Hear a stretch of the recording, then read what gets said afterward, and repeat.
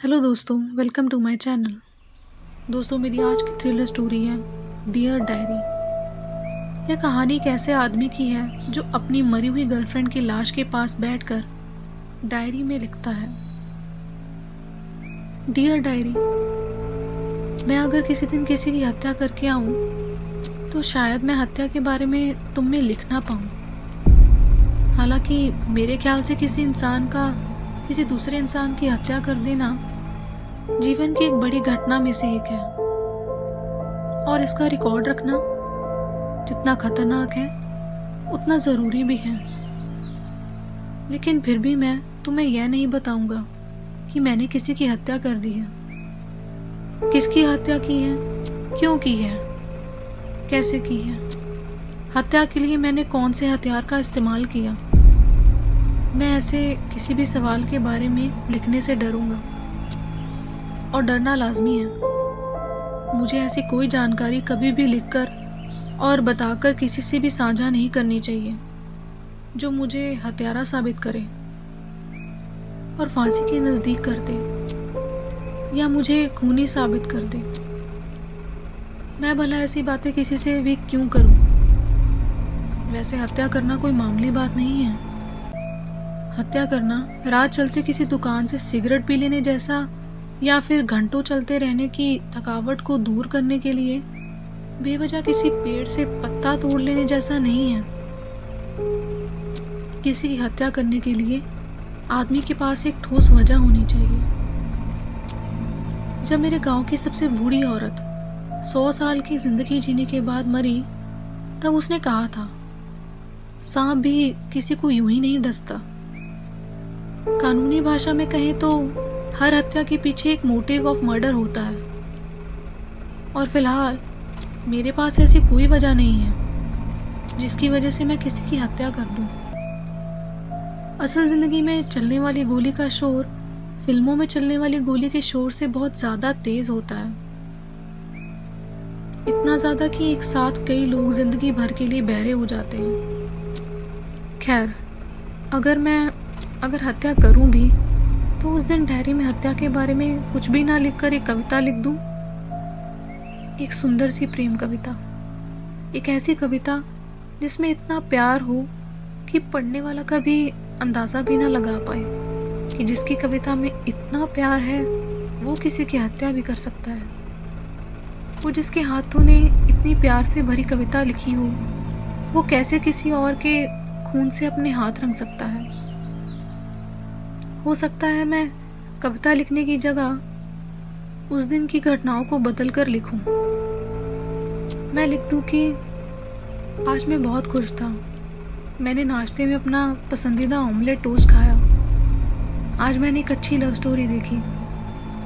Film देखने के बाद मैंने अपनी गर्लफ्रेंड को घर बुलाया, उसके साथ मैंने वही फिल्म दोबारा देखी, उसके लिए भी अपना पसंदीदा नाश्ता बनाया। फिल्म देखने के दौरान मैंने उसके बालों की चंपी भी की। फिल्म को देखने के बाद फिल्म को पॉज कर गर्लफ्रेंड के साथ रोमांस भी किया। कुल मिलाकर मैं उस दिन के बारे में यह बताऊंगा कि मैं उस दिन बहुत खुश था।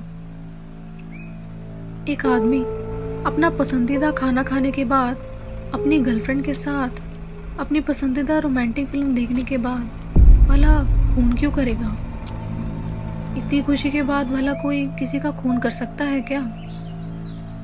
हालांकि घटनाओं को इस तरह बदलकर लिखने से कोई तेज तर्रार जासूस या पुलिस वाला डायरी पढ़ने के बाद आसानी से नहीं मानेगा कि मैंने हत्या नहीं की होगी। चलो मान लो वो एक बार इस बात पर विश्वास कर भी ले, तब भी यह साबित नहीं होता कि मैंने हत्या नहीं की है। आदमी की खुशी कब दुख या गुस्से में बदल सकती है यह पता नहीं चलता। डायरी पढ़ने वाला यह भी तो सोच सकता है कि मेरे से बनाया गया नाश्ता मेरी गर्लफ्रेंड को पसंद ना आया हो, और उसने प्यार से बनाए इस नाश्ते को दुनिया का सबसे बढ़िया नाश्ता कहने की बजाय यह कह दिया हो, इसमें नमक कम है और अंडा ठीक से पका नहीं है। मुझे पता है ना, कच्चे अंडे से घिन आती है, हटो, मुझे उल्टी आ रही है।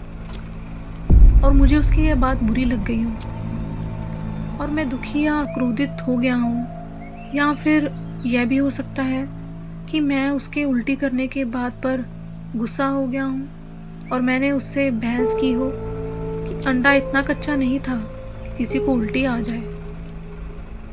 या फिर यह भी हो सकता है कि उसकी उल्टी देखकर मुझे लगा हो कि वो प्रेग्नेंट है और मैंने उसे प्यार भी किया हो। लेकिन फिर यह भी हो सकता है कि उसकी शादी करने की बात से मैं अंदर ही अंदर परेशान हो गया हूँ। मैंने उसे समझाया हो कि अभी मैं शादी नहीं कर सकता, मेरे पास ना नौकरी है ना धेले भर का पैसा है, और सड़क छाप मैगजीन में मचलती कहानियाँ लिखकर इतना पैसा नहीं जमा कर सकता कि शादी के 8 महीने बाद ही पिता बनना अफोर्ड कर पाऊँ। इसलिए हो सकता है मैंने अबॉर्शन की बात की हो और उसने मुझे पापी, हत्यारा जैसी गालियां दी हों। मैं गालियां सुनता हूँ, मुझे फ़र्क नहीं पड़ता है, पर लेकिन शायद उस वक्त मैं हत्यारा जैसी तेज़ लाल रंग की गाली बर्दाश्त नहीं कर पाया हूँ और मैंने उसे धक्का दे दिया हो और वो गिर गई हो। यूँ मेरे धक्का देने से इंसान जल्दी गिरता नहीं है, पर शायद वो गिर गई हो क्योंकि उसके पैर गीले थे।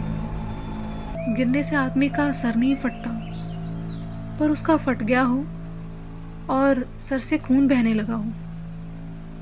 खून बहने से आदमी मरता नहीं, पर शायद वो मर गई हो।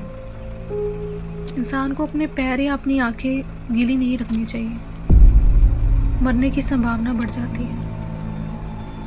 इंसान को प्यार भी नहीं करना चाहिए, उसमें भी मरने की संभावना बहुत ज़्यादा होती है। प्यार करने से आदमी को खून की कमी हो सकती है, लेकिन आदमी प्यार किए जाने के बाद की जो प्रेम की कमी होती है उससे मारा जा सकता है। इंसान को बेरोजगार आदमी से भी प्यार नहीं करना चाहिए। आदमी खाली जेब के कुएं में गिरकर भी मर सकता है। आदमी हथियार से नहीं मरता, आदमी मारे जाने की संभावनाओं से ज़्यादा मरता है। संभावना से याद आया, उसका नाम भी संभावना ही है। ही है या ही था। मैं 3 दिनों से घर से बाहर नहीं निकला क्योंकि मैंने किसी की हत्या नहीं की। हत्या करने वाले लोग घर से बाहर होते हैं, घर के अंदर किसी की लाश के पास बैठकर डायरी थोड़ी ही लिखा करते हैं। घर में बस 1 कप चाय के लिए दूध है।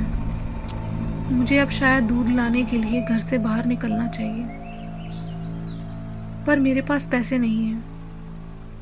मेरे गांव की वो बुढ़िया जिसने मरते समय सांप वाली बात कही थी, वो जब जिंदा थी तब उसने एक बात कहा था कि आदमी खाली हाथ आता है और खाली हाथ ही चला जाता है। आदमी अपना कमाया धमाया सब कुछ यहीं छोड़ के चला जाता है। मेरी गर्लफ्रेंड तो जा चुकी है, पर उसके पर्स में अब भी शायद इतने पैसे ज़रूर होंगे जिससे मैं इतना दूध तो खरीद ही सकता हूँ कि 2 कप चाय मिल जाए। मुझे अब जाना चाहिए। तो दोस्तों, आई होप आपको ये मेरी कहानी अच्छी लगी हो। अगर ये कहानी अच्छी लगी तो लाइक करें, शेयर करें एंड सब्सक्राइब करें मेरे चैनल को जिसका नाम है माई स्टोरी वॉइस।